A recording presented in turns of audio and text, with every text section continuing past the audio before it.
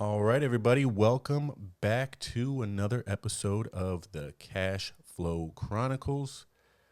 As always, I'm your host, Sean King, and I am with our lovely guest and co-host again, Liz. Liz, how do you say your last name? I don't want to screw it up. I think I know how to say it, but I don't want to screw it up. So you go ahead and say it for the people. For sure. It's DiRocco. Yep, that's how I thought it was. Okay, good. Here with Liz DiRocco. And so Liz is going to be doing this series with me, basically breaking down the book, Becoming Your Own Banker. Liz, you can go ahead and hold that book up for the people. So we're going to be breaking down this book. I have mine right here as well. That handsome gentleman on the back. No, it is not me. That is Nelson Nash.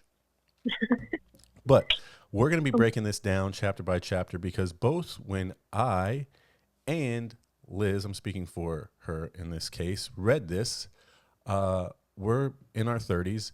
And I'm going to be honest with you guys, I feel like I'm pretty intelligent, but it didn't make a ton of sense to me the first time. And if you listen to our original episode that I did with Liz, speaking about her history, how she got in her first policy, how she got into infinite banking, all of that stuff, she mentions that, it didn't just click for her right away. Like, you don't just come into this and you're like, well, it's what I'm doing now. This all makes sense. I got 100% of the information. I'm good to go.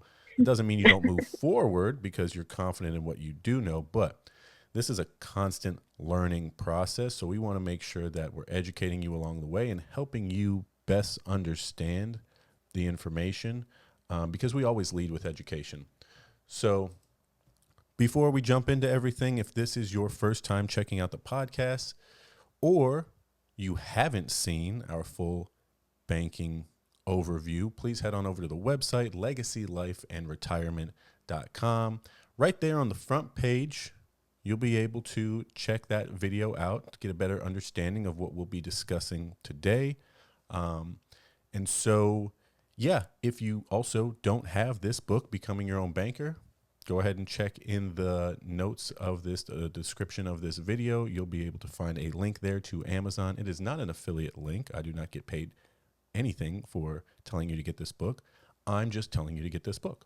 So, Liz, we're going to be breaking this down, and we're going to start on page, what do we say here? Page 12. So I didn't ask you this before when we were chatting, Liz, but I have the out loud reading skills of about a sixth grader. So I don't know if you want to read over the highlighted portions that you have. Me and Liz are both very similar in the way that we, I think, consume information. And so we've got our books here and we've got stuff highlighted in them. And we suggest you do the same thing because as you go through and read and learn this and reread it, you'll find a lot of new information that sticks out to you, things that you're learning. Liz, how confident are you of your allowed reading skills? Better than sixth grade, I think. Oh, So, good. That's why we make a good team here. And it may be seventh or eighth grade. I'm gonna be honest. I was never that person that when the teacher was in class and they're like, "Who wants to read this paragraph aloud?" I was not the first person to hold my hand up because it's not that I can't read. It's they'd have just to call on you. yeah.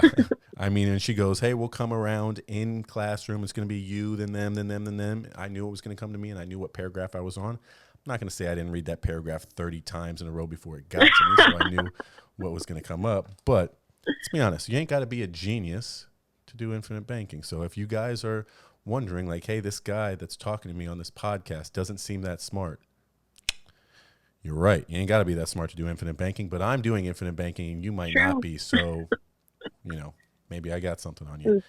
Who's smarter? Yeah, exactly. So, we're going to break down this book kind of chapter by chapter, and we'll see how far we get today. But we won't be reading over the entire thing. We'll leave that up to you to do. But, Liz, if you want to start us off with some of the highlighted stuff that you have, and we'll pause after and break down some of that information and relate it to you in a 30 years old millennial style of communication, because this gentleman, Mhm. Nelson Nash, was not 30 years old when he wrote this book. You can see that by the lovely picture of him on the back. Yes, absolutely. I did on page 4. If you want to flip there, I wanted to, since we're at the start of this book review series, it does state on the third. I'm going to start at the third paragraph down. I'll read just the highlighted part that I have highlighted, and I think it's just a great starting point for everybody listening. Says the infinite banking concept is a major paradigm shift for most folks. It will require several thorough readings for a full understanding of its message. The concept is not complicated. It is just different from the way the majority thinks and behaves. In fact, it is the ultimate in simplicity. Oh, I am glad you brought us back to that, because I do not have that highlighted, and I see there's one of my favorite quotes down there in the bottom right hand corner that we'll get to in just a second. But I think that Yes. sums this up perfectly. Really everything that we talk about, because people try and make this so much more than it really is. And I think one of my mentors, Hannah Kessler, says it best, is it's just a savings account. It's literally just a better savings account. So I want you to take all of that other stuff, all of those other assumptions, everything else out of your mind as we go through this, and just literally think about this as your personal savings account. Absolutely. And it brings us to the next couple highlighted points that says education is an ongoing process, and there is no such thing as having, quote, arrived in knowledge. Last sentence on that page says, read it with an open mind and you will discover a whole new financial world. Yep. I couldn't agree more. And Nelson talks about that a lot in this book, is the arrival syndrome. Don't ever think that you know everything. I'm going to sneeze, so I'm going to mute myself. You go ahead. For sure. Bless you preemptively. The quote that Sean was talking about that's on this page, which is also a favorite of mine, is the problem in America isn't so much what people don't know. The problem is what people think they know that just ain't so. Will Rogers. That is a great quote by Will Rogers. And again, I think that encapsulates really the problem. And he says that's the problem. But so many people are concerned about, they think they know what's best. And what that's kind of sounds bad, because we're kind of telling you what we think is best. But I don't want to do the talking for you. Like we talk, I mentioned this quote in our last podcast, and Nelson has this throughout the book, but at the end of the day, this information is caught. It's not taught. So I can teach you everything that you need to know about this, but you really have to catch it. And it's a weird way to say that, but you'll get it. Like a light bulb will click, and it won't be because you're the most educated person about this topic. Some people get it right away. Some people it takes a little while. I'm sure the rate at which Liz got and the rate at which I got it were different. But at some point in time, the hope is that you will get it. That light will flick on. That same thing happened with my uncle. Like I was trying to get him the information, just wanted him to be able to see this, because I knew once he saw it and understood it on his level, everything would change for him. And I sent him a piece of information that he listened to that connected with him specifically. And it was like, floodgates are open. I get it. We're all in right now. If you're telling me this, and this is true, I'm all in. So again, we can teach you all we want, but you're going to be the one that has to be to really catch it. So have an open mind, and everything can change. Right. And definitely, like, when you're talking about banking, a lot of people say, like, I'm not good with numbers. Numbers freak me out. But again, it's the concept is simple. and the numbers really don't matter because the math matters. Yep. Don't let the charts and everything confuse you, all of that stuff. People get tied up a lot on that portion of it. What you need to understand is, just like Liz said, this works the same way for you if you're 20, if you're 50, if you're 70.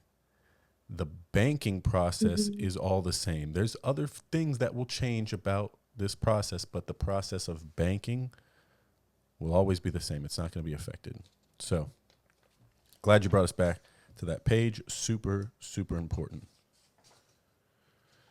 All righty. So we want to hop in. Is there anything on part 1, Becoming Your Own Banker, on page 11 that you feel is necessary to discuss? I thought the first quote there that says on page 11, if some authoritative power distributed all of the money in the world equally among all of the people in the world, within 10 years' time, 97% of all the money would be under the control of 3% of the people. And I think that's a really interesting quote and way to think about it, because a lot of people think that the wealthy people or the people with money are like evil, or they're doing something, against us. But I think that's just the nature of money and how people understand it. And I think it boils down to our understanding of money, our habits of money. And I think broke people stay broke because they are uncomfortable with money and they don't know what to do with it. Yep. Yeah, you have broke mindset, you have broke mentality. What you're doing is not practicing. Again, just like, oh my God, why am I blanking on his name now? If broke people just did what Warren Buffett, if broke people just did what rich people did, they wouldn't be broke anymore. Any person, that's what I love about reading and education, is you can be as poor as anyone, and you can still educate yourself about what the wealthy are doing. And that's all it really takes to become wealthy, because you educate yourself, you implement these things, and you stay consistent with them. Wealth is right on the other side of the hill for you. So, Absolutely. Nelson Nash goes on to say that says, even if the proportions were somewhat moderated, say 75% of the money would be under the control of 25% of the people, why do you think this phenomenon happens? Perhaps the answer lies in the fact that most folks know next to nothing about the process of banking and its importance to their lives and their well-being. He goes on to say, banking is the most important business in the world. Without it, all businesses come to a screeching halt. Money must flow from one party to another in a relatively short time, or otherwise nothing takes place. yeah, I mean, Go ahead. I was just going to say, like Liz was saying, it's not like there's a bunch of bad people out here. It's just people that know what they're doing. When you know what's going on, you'll know what to do. These people just happen to know what's going on. It's like all the people that, have a whole lot of money and pay very little in taxes. They just know what's going on. They're not gaming the system or anything. They just have more information than you do, so they're able to take advantage of more things than you are. The money ends up with the people, again, sooner or later, that know what to do with it and how to make it flow, because all of those people that don't know what to do with it and how to make it flow let it leave their system, and then they no longer have control over it. So this book is all about teaching you how to keep it in your system and teach you how to stay in control of it, so you can become one of those people that, lending money out, and you're the bank. Like, again, this whole thing is called becoming your own banker. The whole process is becoming. You're never going to just be the banker. This entire process is going to be about becoming the banker, and at some point you'll have a better understanding of that than you do right now. But education. Yeah, I absolutely love this page because it highlights the most important part of understanding of what infinite banking is, and that is understanding that banking is always happening and it is the most important business in the world, to quote him again there. Um, I love on this page, he goes on to say money must flow, and he does make the comparative to money as water. Hmm. Um, he, he says that flow of money must come from a supply source, a reservoir. That is the essence of what the banking business is all about.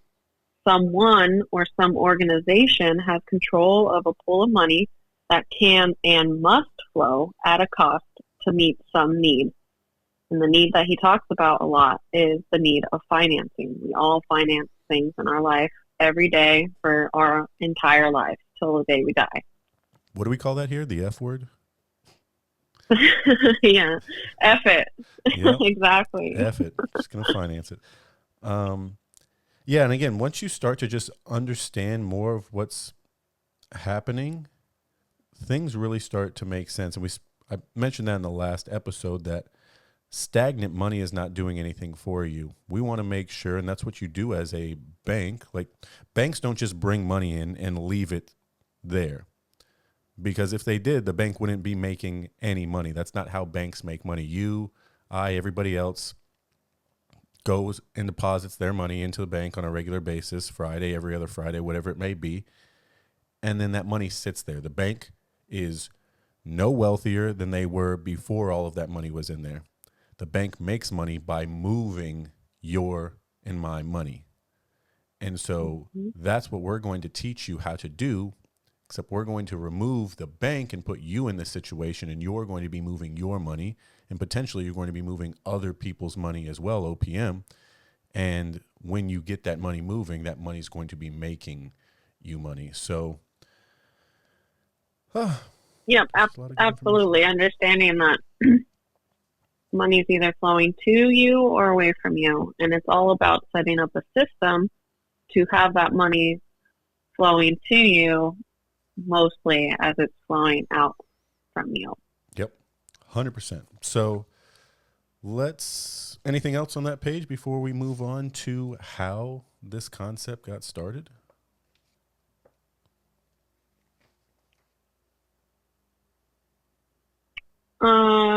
I think I really just like this one little spot that says it's all a matter of how much of the banking function do you control as it relates to your needs.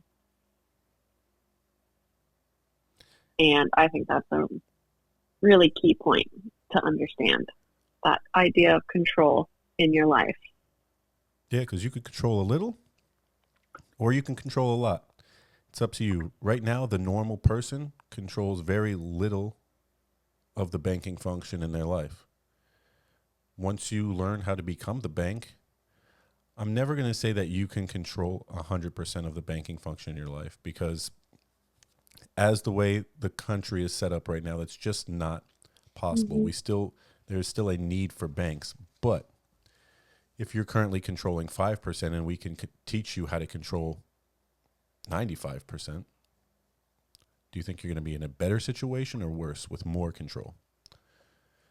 Absolutely. And understanding again, like banking's happening no matter what, Yep. whether you choose to participate or not. Yep. And so the question remains, like, why would you not want to control most of the banking in your life? Exactly. All right. So let's get into, on the next page here, page 12, how the infinite banking concept got started. So again, we're not going to go through everything. You should be reading this yourself. But I guess I can touch on Yeah. this highlighted portion that I have. So this is Nelson kind of going back and breaking down his background and his story and a little bit about himself and how this kind of whole thing came about. So he says a large portion of the root thought of this concept is coming from the study of forced finance. The fact that you are dealing with compound interest over a long period of time with no taxation on the buildup. The reverse fact is that you must make an investment you won't see any results in for that same long period. In the forestry world, you must think many years in the future. He said, I worked as a forestry consultant for about 10 years. So without him knowing, he was training his brain to be a long-term thinker before he was even aware of the possibility of the infinite banking concept.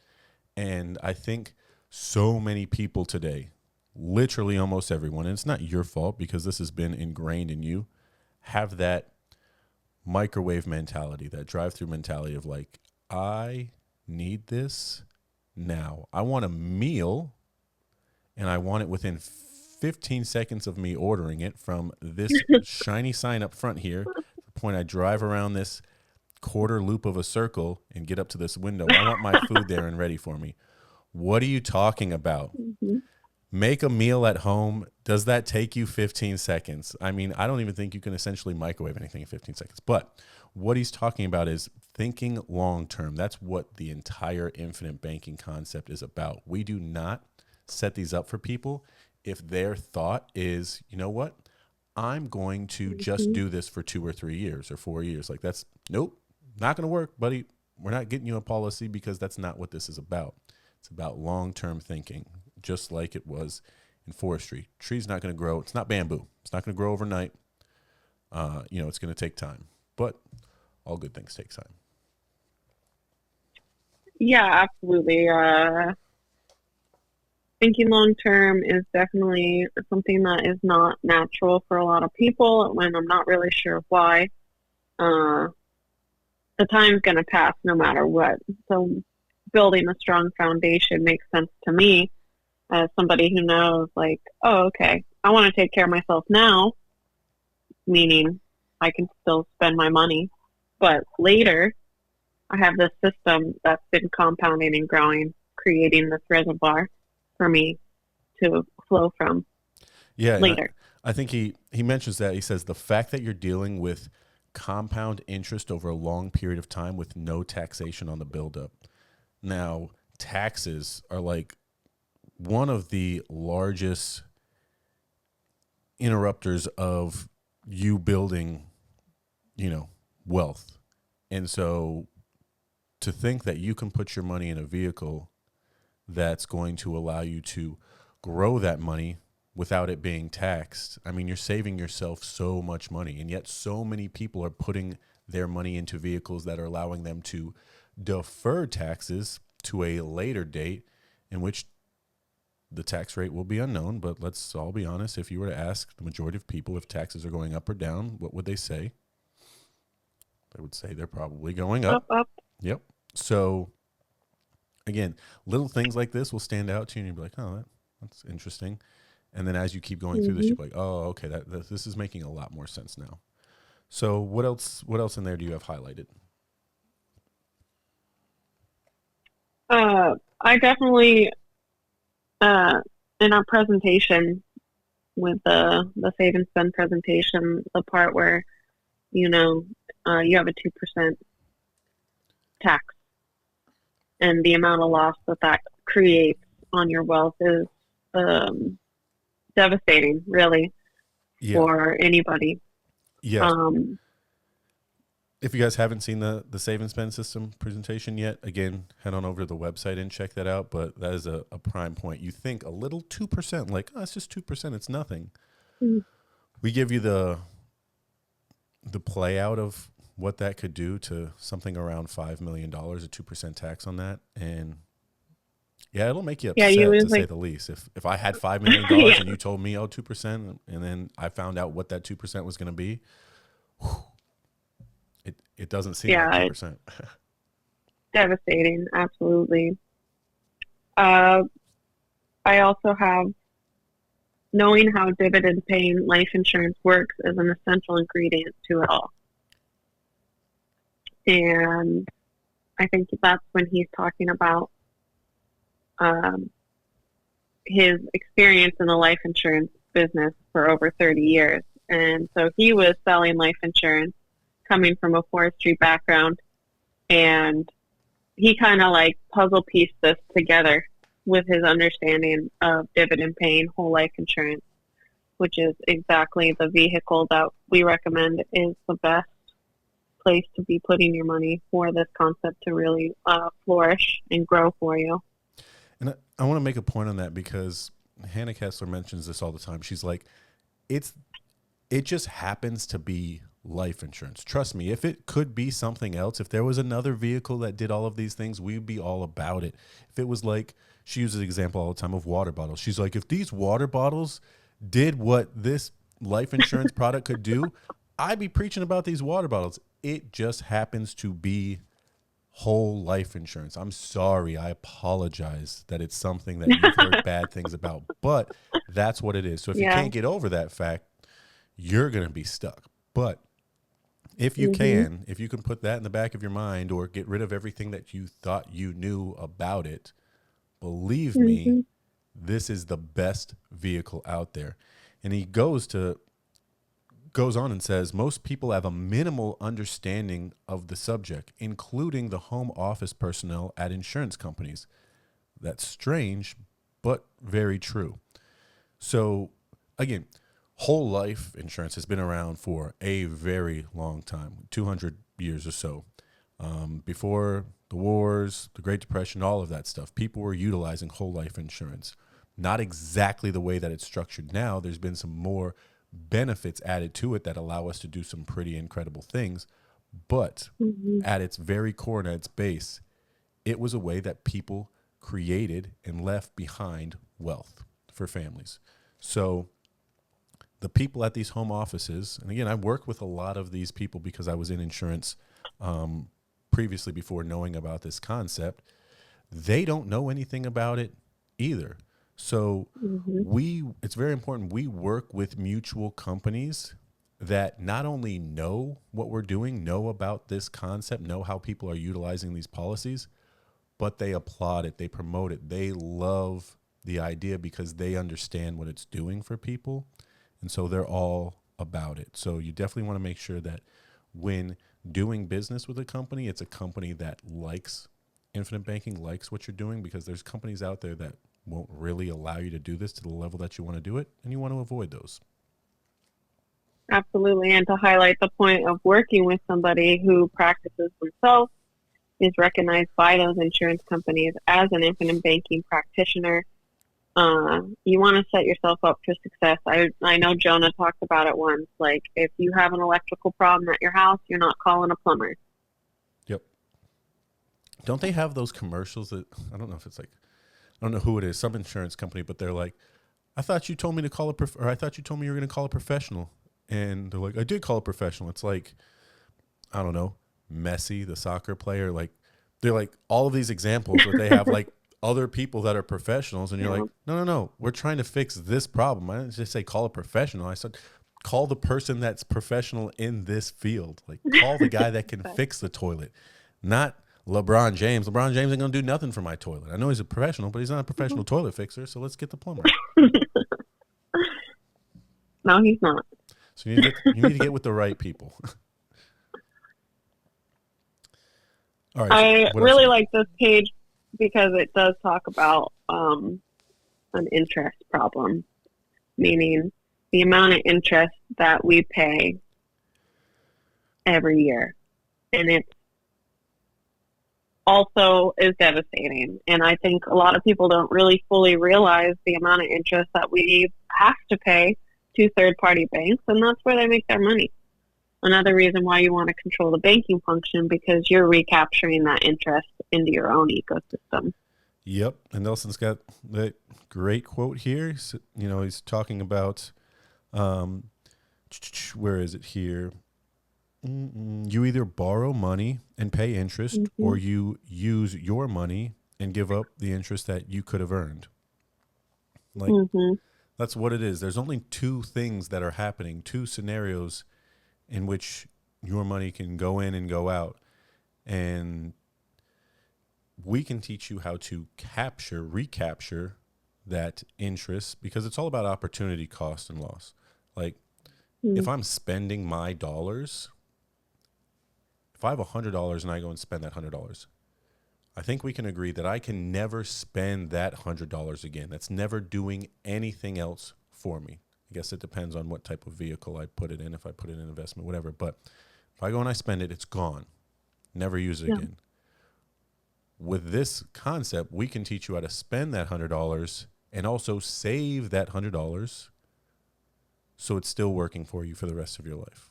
And for the rest of your whole life. that's where people are like, well, that doesn't make sense to me. How can I save and spend my money, aka hence the save and spend system? But it's true. And once you understand it, again, you're just like, holy smokes, this is wild that you can do this. But we want to be recapturing all that interest that we would have been losing out on if we spent our money or, borrowed somebody else's money. That was one of the biggest aha moments for me when I first started really understanding money and how the importance of it and what it is and how it works. And honestly, our most valuable asset or commodity that we have is our time. Yep. And we're taught we have to work and trade our time. That's finite. That's never coming back to us for money. We work hard for our money. And I never really paid any attention or any mind to respecting that money or putting it in a place that's going to give me dividends back on that dollar. So I'm literally trading my time for this dollar that I'm just going to go spend and give away just so I keep having to work. I was like, oh, okay, this equation's not working for me. Yeah. My time is way more valuable than any dollars that I'm getting. So any dollars that I do get, I might as well make sure I have those dollars working for me. I felt really upset about that. Nobody really they tell you money's money, burn money, spend money. But I was pretty upset about that because nobody really sat me down and said, Liz, you're literally trading your time for your money. Yep. There is ways to get your money to work for you in return. How many hours a day does the average person work? 8 hours. 8 hours, right? Yeah. So the average person is working 8 hours a day, 40 hours a week.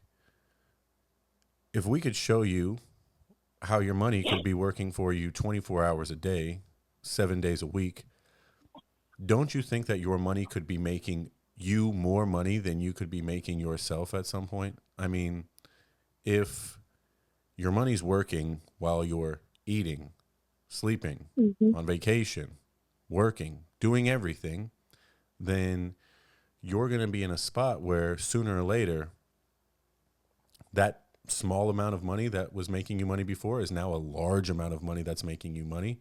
And maybe you decide, I don't want to keep working. I just want my money to be making me money. And, that's when it can get really good. But, yeah, Liz is right. Trading time for money is not the way to go, and you'll never get to the point that you want to get to, because the important thing is making your money work for you and taking that time and doing the things that you want to do with it. So, well, what a waste of time to trade your time for money and then just give your dollars away. That to me is a fucking waste of my language. This is a podcast where anything goes, folks. So if you know anything about me, I do not have a filter on my mouth. So I appreciate you dropping the first F-bomb. For sure. I feel like it's it wraps around to thinking long term, especially with these policies. When you see an illustration, they don't look too impressive at the start. Yeah, I mean, it really depends on what you're comparing things to, but you're right. What you're thinking is going to happen, and then just looking at this, you're like, huh, okay. I'm not really digging this at the beginning, but go ahead with what you were saying. I apologize for interrupting you. Oh, no, you're good. It was sort of to your point of if you started to get your dollars to work for you, don't you think that your dollars could outwork you longer? And that's such a great point, because it's it is thinking long term here and understanding the the sooner you start understanding, make these valuable dollars that you traded your time for to start working for you, that's going to buy you time later. Mm-hmm. Yeah, I mean, there's just that's what we're trying to do. It's buy back time, which is impossible, but you can do that by making dollars work more efficiently for you. And again, this infinite banking is not the tool that we're telling people, hey, this is going to make you rich. Like, it's not that. It's not snake oil and, this lose 100 pounds of weight overnight type of deal. Like, it's long term stuff. And I think that's what a lot of people struggle with is, I want results now. I want things to happen now. I want to be successful now. Yeah, you and me both. But I think you're watching too many TikTok videos and all of this other stuff where you see these young 22-year-old kids, becoming social media famous, and that's not how things work. Your parents, most likely, and definitely your grandparents, put a whole lot of work, time, energy, and effort in to just get to where they got to. So you got to kind of have that old school mindset of like, I'm willing to put the work in. And if you do, we can guarantee you that this system will work.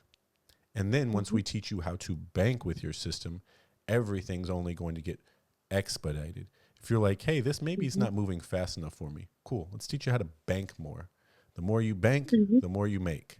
So a lot of good points. I need to go on a t-shirt. Yeah, for sure.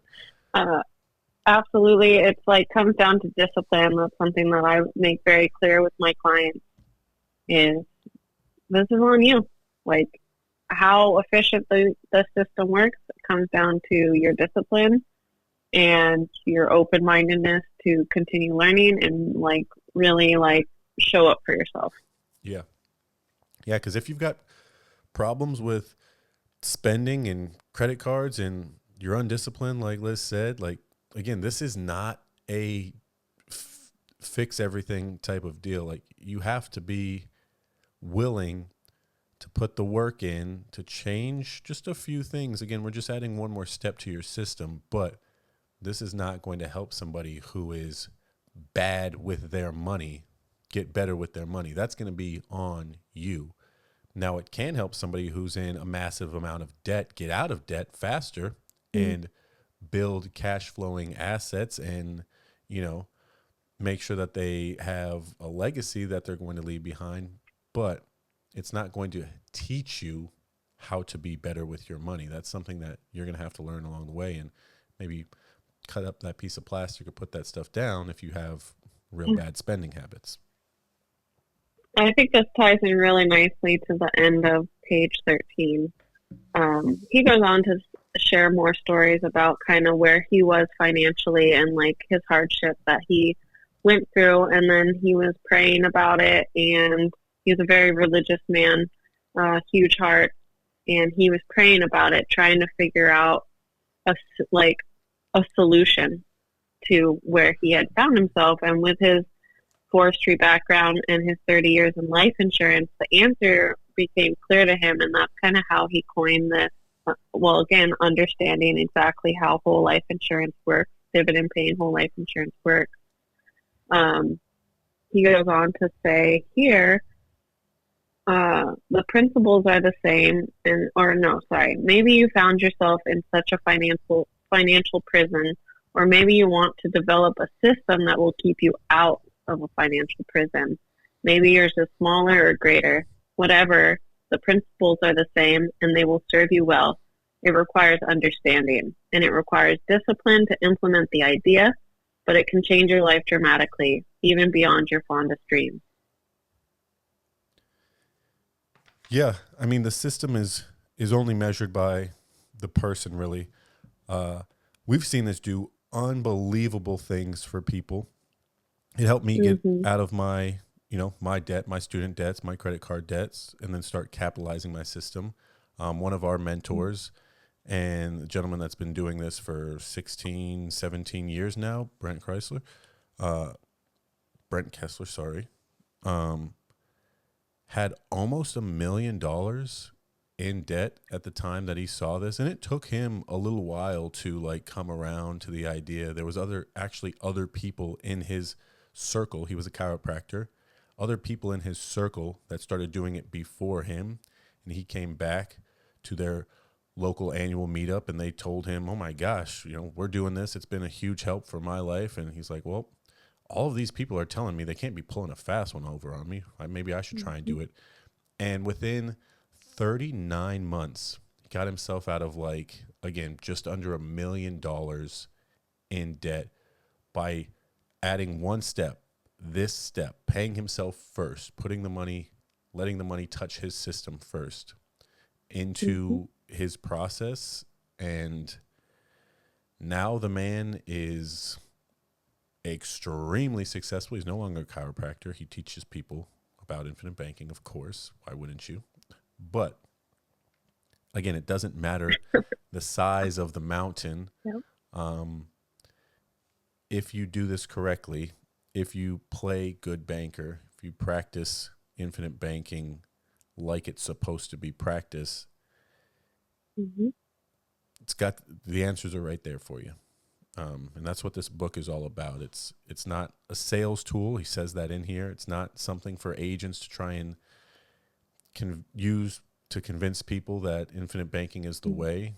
Just like we mentioned, and I mention in every podcast I do, this is not taught, it is caught. So again, the information is there for you to absorb and learn and implement. And we're just the people there to answer the questions and help kind of fill in those blank spaces on how this can work in your life, because it can work and we know it can work. Absolutely. I bet Brent Kessler is living beyond his wildest dreams right now. Like I'm sure he had no idea where his life ended up the way it is now, especially being in almost $1 million in debt, a chiropractor, just kind of wondering like, what the heck, Yeah. And same thing for his all daughter, because of, who's 25 years old now. I mean, to be in the financial position that she's in, having 4, 5, 6, however many policies that she has, and we can talk about that on another episode, why you get more policies and whatnot, but it's completely changed their family's lives. And one thing I want to touch on before we wrap this episode up is this is super interesting that as successful as they are, as much money they make doing this, as many people they've impacted and helped start policies, they have people in their family, in their lives, that do not want to do infinite banking, that do not want to see the information, that do not want to be a part of it, because they don't believe, they don't want to believe that it's real. You see a guy that's been doing this for 16, maybe 17 years, who's had unbelievable success. And they're thinking, this guy's pulled the wool over on some people's eyes. I don't know how he's gotten here.